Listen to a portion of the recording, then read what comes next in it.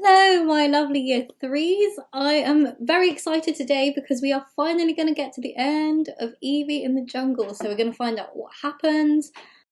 I have to say, my favourite part of a book is normally the ending because it's when everything comes together and then you feel really satisfied after, like you've watched this character throughout the whole story, and hopefully, I hope and I expect it's going to be a happy ending. So, before we go on to the questions and everything for today, let's go through our pre-lesson checklist. Jade and Indigo groups, just like yesterday, skip this video, go straight to the writing video, and in the writing video I will explain what each group is doing, what the Jade group is doing, and what the Indigo group is doing. So you can just click off this video and go to the writing video, which is the lesson after reading and grammar. Everybody else, read the final chapter of Evie in the Jungle. It is called Evie Saves the Jungle, so I think you can guess what's going to happen. But there's a really nice scene at the end with Evie and her dad, and it made me really happy. It almost made me cry. So go and read it, enjoy it, and see what you think of it. So I'm going to tell you now to go and pause the video and do your reading. And if you're still watching, I hope that means that you've already read the final chapter. So make sure you've read the final chapter before you carry on with this video.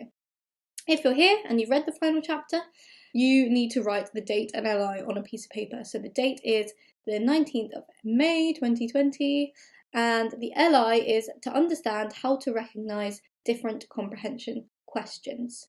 So same LI as yesterday, we're going to be working on the same skills because I know you need more practice. So pause the video and write down the date and LI. Okay, if you're still watching, that means you have the date and the LI ready on your piece of paper and you have read the final chapter of Evie in the Jungle. What did you think? Did you like the chapter? Did you like the book? Did you think it was a good ending? Did you expect what happened at the end? I have to say, what I really liked about this story is that at the beginning, Evie's sort of thinking about being famous and the fact that she doesn't like being famous and she's feeling a bit upset at all the overwhelming attention. But then by the end of the story, we see a change in Evie's character because by the end she's learnt that although it can be really annoying to be famous, it's so useful, and she managed to use her power of her fame to a really good effect and for a good cause. So she kind of learned there's always a way to make something positive out of something that could seem negative. So I liked that aspect. And there's lots of other things in the story that we learnt. I mean, the importance of the rainforest. We learnt all about all these different creatures, about what kind of things are happening in the rainforest because of people trying to chop it down, and so many things. So I enjoyed the story. I hope you did too. But before I keep on rambling about how much I like this story, let's get into today's lesson. So we are actually carrying on from the same LI, which is over here, of what we learned yesterday. We were talking about key types of comprehension questions and the fact that we know there's lots of different types of comprehension questions and some of them require you to answer in different ways. So we've talked about predictions, we've talked about vocabulary questions. Those are quite easy, predictions and vocabulary questions. We already know how to answer them. The two other types that we've been working on are retrieval questions and inference questions. And there are some different types of inference questions, but the one thing that's always the same with an inference question is that you need to make a deduction, the answer's not going to be obvious, you need to look at clues in the text, and you need to use an example from the text to support your answer. Otherwise, you won't get full marks. So those are the main question types, the comprehension question types. And we were looking yesterday at when you see a comprehension question on a test or on an exam paper, how can you tell if you're supposed to answer it like an inference question or a retrieval question? We saw that there were some different types of clues we could look for. So how many marks is the question worth? Normally if it's worth more marks, that's a good chance it might be an inference question. How is the question phrased? Is it asking you what you think, or is it asking you what's happened in the story? Because if it's asking you what you think, it's asking your opinion, which means it's more likely to be an inference question. But after we did some examples, we realised the only way to know for sure if it's an inference question or a retrieval question is to actually look for the answer in the text. If we find the answer straight away and it's more obvious and clear, then it's a retrieval question. If we can't find the answer straight away and we have to think about it and look for clues, then we know it's an inference question, which means our answers need to be longer and more detailed. I was thinking, what should you do you think, if you're in an exam or you're writing some comprehension answers and you look at a question and you're just not sure if it's a retrieval question or an inference question? So you're thinking, could be either, it's not really clear, I'm a bit confused. What do you think you should do? Hopefully, having a think about it, you might think, actually, if I'm not sure if it's a retrieval question or an inference question, I should just answer it as if it's an inference question. The reason for this is that when you answer an inference question, you're always giving more detail. So you're giving an example, you're explaining your reasoning. If you give more detail in a test, do you think that's going to be bad? No, it's not going to be bad. It's never bad to give more information in your answers. If you assume that it's a retrieval question and you just give a very simple answer without any supporting evidence and without explaining your thinking, and you give too little information, do you think that could be bad? Yes, it could be bad, because then you won't have answered the question fully and you won't get all the marks.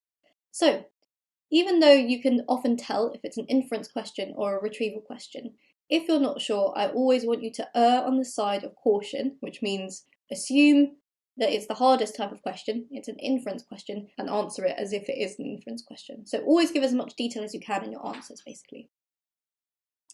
So let's have a look at a couple of examples. The task is exactly the same as yesterday, so I want you to answer the question. First, state whether you think it's an inference question or a retrieval question. So have a think of which type of question it is, and then just answer it according to whichever type of question you think it is. So, how long did it take for Professor Abigail's I'm messing up my words now. How long did it take for Professor Abigail's Garcia's, I've missed out a word here, haven't I? Professor Abigail Garcia's charity to make the money needed? So we need to have a look in the text for how much money, or where it says that she raised the money. So I'm looking. The beginning bit doesn't have anything about the money. I'm going to move my head bubble out of the way. Here it says, within a month they had raised 10 million sol.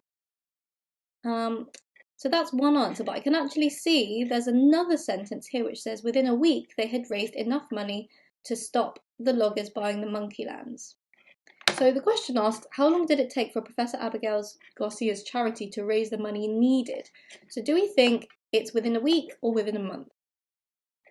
Because it says here, within a week they had raised enough money to stop the loggers buying the monkey lands, I think that that's what it means by the money needed, because that was the main thing that Professor Abigail Garcia was trying to stop. This looks like a retrieval question because it's just a 1-mark answer, so I don't need to explain probably anything further than just giving the answer.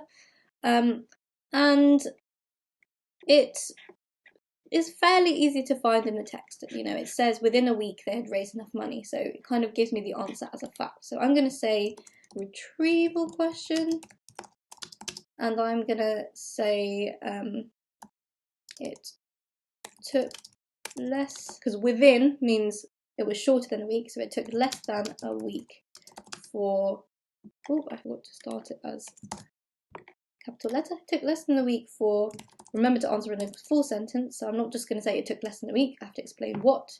It took less than a week for Professor Abigail Garcia's charity to raise the money needed. Now let's have a look at the second question. The second question says, how does Professor Abigail Garcia feel about Evie now?